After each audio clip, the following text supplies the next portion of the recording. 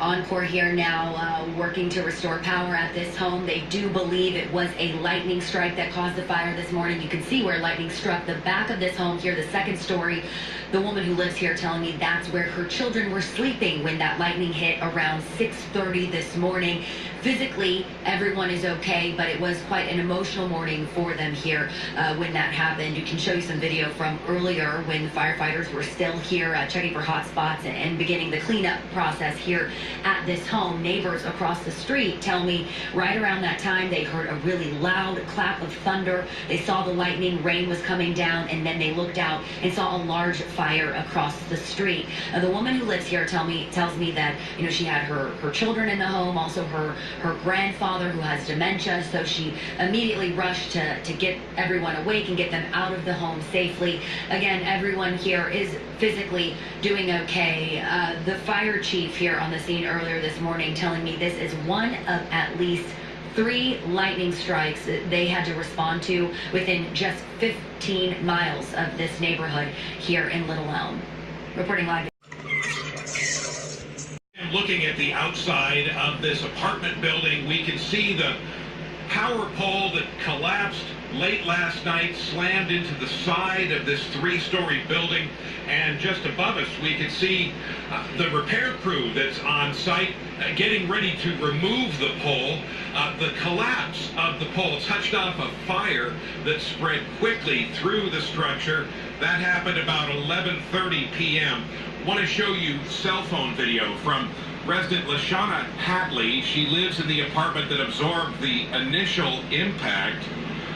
She said she was inside her apartment with her family. Her husband and kids were sleeping. Firefighters say that when they arrived, most of the flames were hard to reach, hidden from view, burning in the floor spaces and the attic.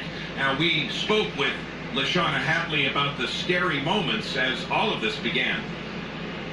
And around 11:30, we heard like this big old boom hit like the side of our window, and we saw the sparks in the flames.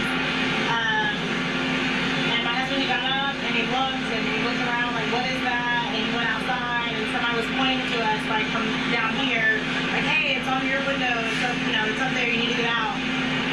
So we, we grabbed it. Did what we could do, grabbed our kids and ran outside. That started after a truck wreck in South Fort Worth. Someone called 911 last night to report the grass fire near Oak Grove in the South Freeway, where they found a truck on fire about 100 yards from that road. When they finally put the fire out, they found a man lying in a creek not far from that truck. Paramedics took him to the hospital to be checked out. This morning, a woman heard a loud bang above her head in her home, and that's what it looks like now. That woman got out safely, but we're told this fire spread quickly, so quickly that when firefighters arrived, they said they went in and realized it was not safe. They had to come out. That is why they've been fighting this fire from outside and from above with their ladder truck. This home is almost certainly going to be deemed a total loss, and they tell us they do believe lightning is to blame. So we did have a lot of lightning come through this area about the time that the fire was reported. Our onshore investigators are on scene. We investigate all of our fires here in the city. The indications at this point do point to lightning.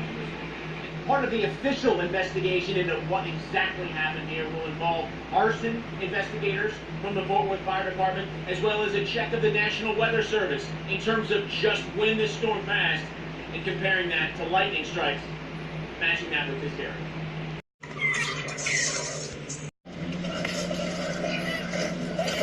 Hey, come here. Watch this kid.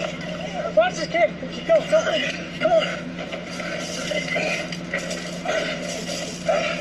Who else in there? Yes, I know. Hey!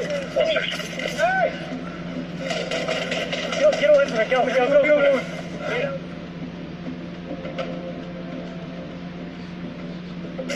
Hey, quick. Watch out. Back up.